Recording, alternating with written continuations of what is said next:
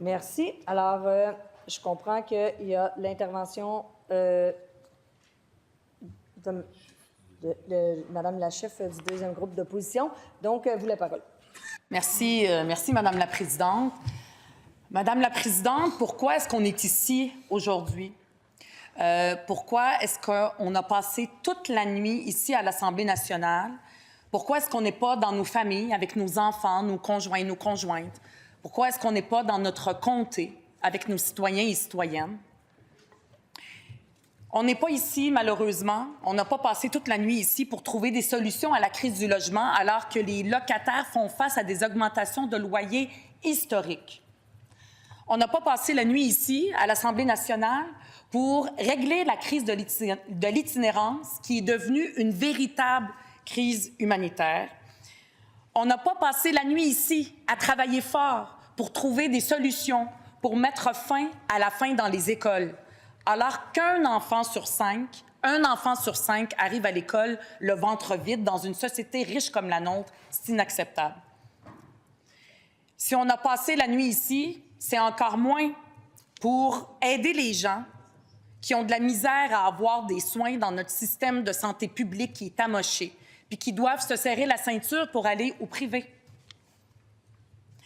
Madame la Présidente, malheureusement, on n'a pas passé toute la nuit ici à travailler à l'Assemblée nationale pour améliorer la vie des gens, pour prendre soin du monde, pour faire notre travail d'élus, celui pourquoi les gens nous ont élus. Non, Madame la Présidente, on est ici parce que la CAQ a décidé de se mettre à plat ventre devant une entreprise étrangère américaine. On a passé la nuit ici, à l'Assemblée nationale, parce que la CAQ a décidé de faire une loi sur mesure pour faciliter la vie à Stablex. C'est quoi Stablex? C'est une entreprise américaine qui enfouit des déchets dangereux à Blainville. Puis Stablex, ce qu'ils ont demandé, ils ont pris le téléphone puis ils ont demandé à la CAQ d'engrandir leur terrain pour pouvoir enfouir plus de déchets dangereux, dont une bonne partie vient des États-Unis de Trump. Pourtant, Madame la Présidente, tout le monde a dit non. Le BAP a dit non. La Ville de Blainville a dit non au projet de Stablex. Les municipalités, l'UPA, les scientifiques, les groupes écologistes, les citoyens et citoyennes, la société civile en entier a dit non au projet de Stablex. Mais la CAQ, elle a décidé que c'était une bonne idée de saccager notre environnement pour qu'une entreprise américaine puisse faire des économies. La CAQ a décidé de plier au chantage de cette entreprise. Tout le long, on a vu comment ce gouvernement-là se comportait, comment la CAQ s'est comportée face à Stablex. C'est à croire s'ils sont devenus le lobby de cette entreprise de l'Arizona. Voilà pourquoi on n'est pas dans nos familles, on n'est pas avec nos citoyens et nos citoyennes dans nos comtés. Pourquoi est-ce qu'on est ici? On a passé toute une partie de la soirée hier, de la nuit, et qu'on est ici ensemble aujourd'hui, à faire adopter un projet de loi sous le bâillon parce que la CAQ a décidé d'avoir ce projet de loi qui va à l'encontre du bien commun et de l'intérêt collectif, contrairement à ce que le premier ministre avait dit. Moi, je trouve ça scandaleux, Madame la Présidente. Je trouve ça honteux.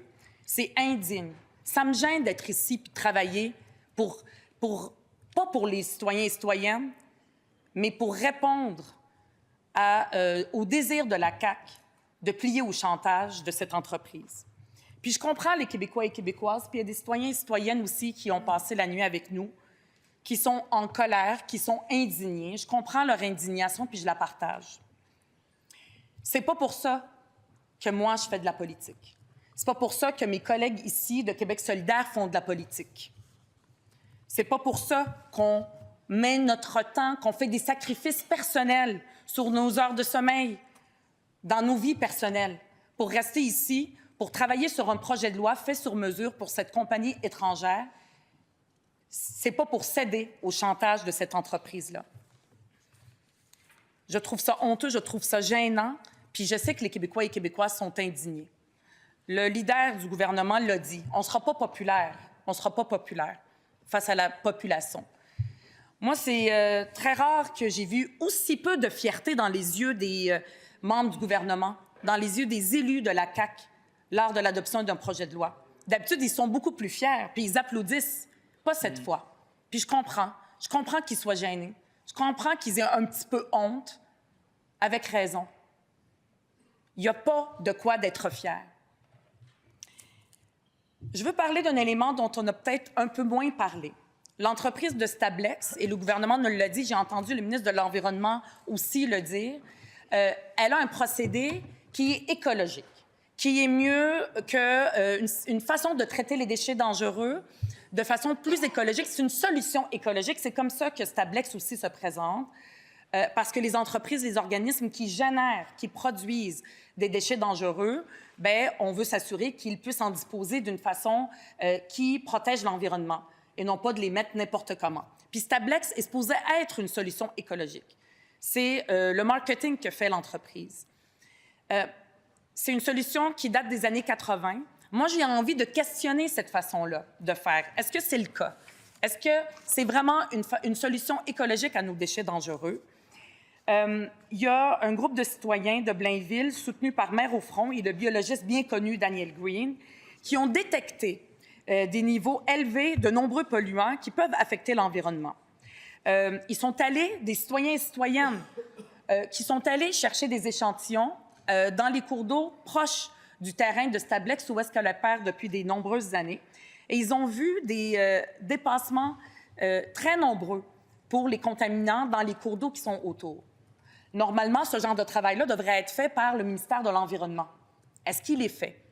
Quand on regarde les rapports que Stablex envoie au ministère de l'Environnement, parce qu'elle doit prendre des échantillons. Moi, c'est un travail que j'ai fait dans les entreprises privées où j'ai travaillé pendant une quinzaine d'années. Normalement, on a un permis, on doit prendre des échantillons, envoyer ça au ministère de l'Environnement, qui après ça va dire si c'est bon ou pas.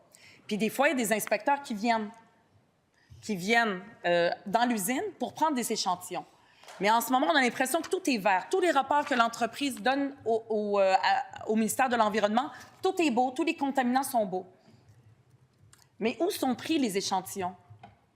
Est-ce que c'est pris à des endroits vraiment stratégiques où est-ce qu'on est sûr qu'il n'y a pas de contaminants qui se retrouvent dans l'environnement?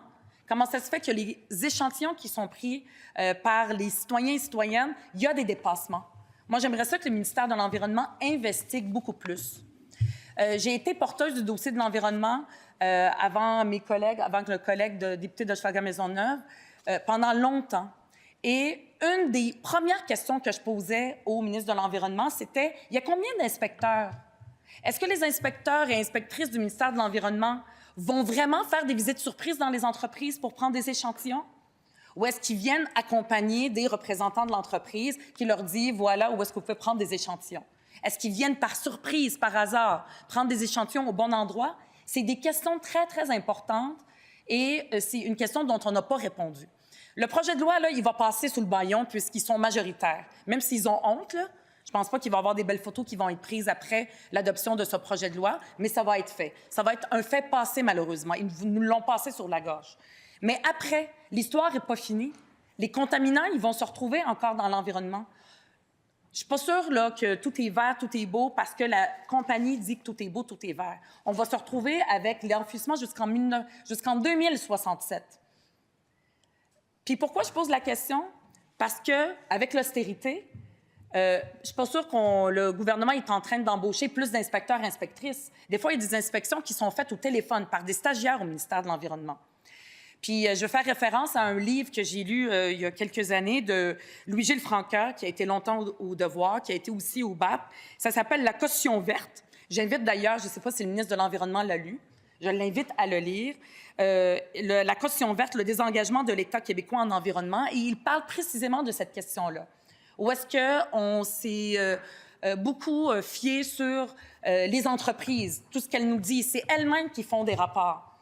Il n'y a plus de police verte, alors qu'on en a besoin. On a besoin d'une police verte. On a besoin d'équipes, d'experts au ministère de l'Environnement qui vont vérifier.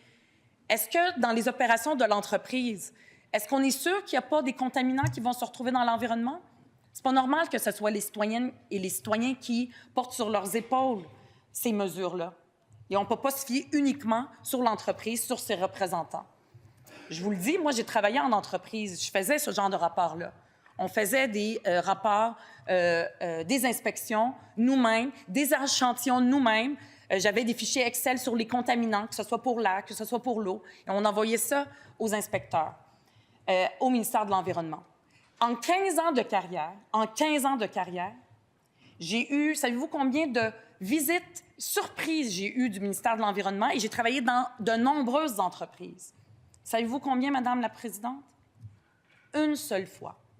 Une seule visite surprise d'un inspecteur du ministère de l'Environnement qui est venu prendre un échantillon, qui nous a dit où sont les endroits où est-ce qu'on prend des échantillons pour l'eau avant de jeter ça dans les égouts. Une seule fois. Tout le reste du temps, le ministère de l'Environnement se fiait à ce que l'entreprise disait. Bien, c'est la même chose aussi avec Stablex. Si on fait une demande d'accès à l'information, on va voir que tous les rapports sont ouverts, tout est beau. Mais qu'est-ce qui nous assure que c'est le cas?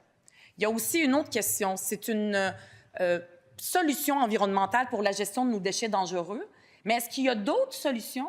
Parce que cette entreprise-là, avec ces investisseurs qui viennent de l'Arizona, même s'ils ont eu une loi sur mesure, ils pourraient un jour décider qu'eux, ça les intéresse plus, ils font plus d'argent, puis de fermer quand même, là, malgré le projet de loi fait sur mesure passé sous le bâillon par le gouvernement de la CAQ. Qu'est-ce qu'on va faire après ça avec les déchets dangereux?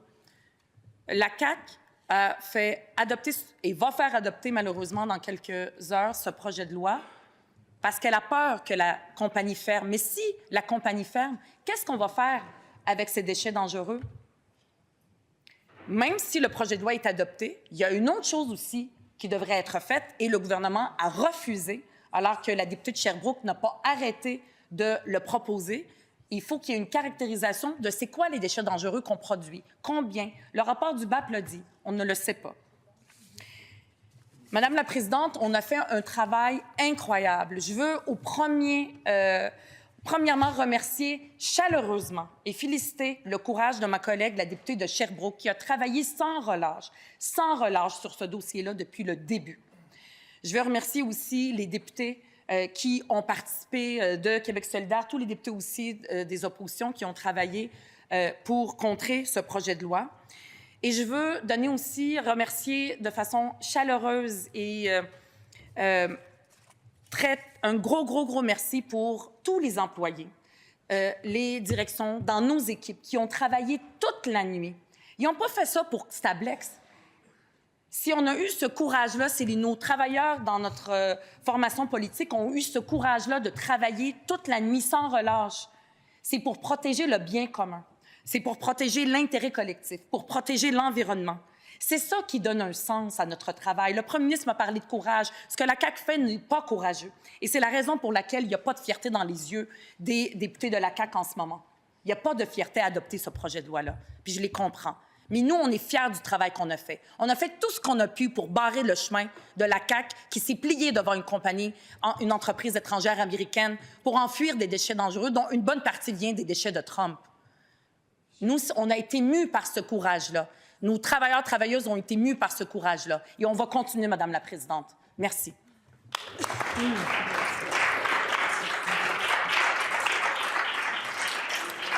Merci, Madame la députée.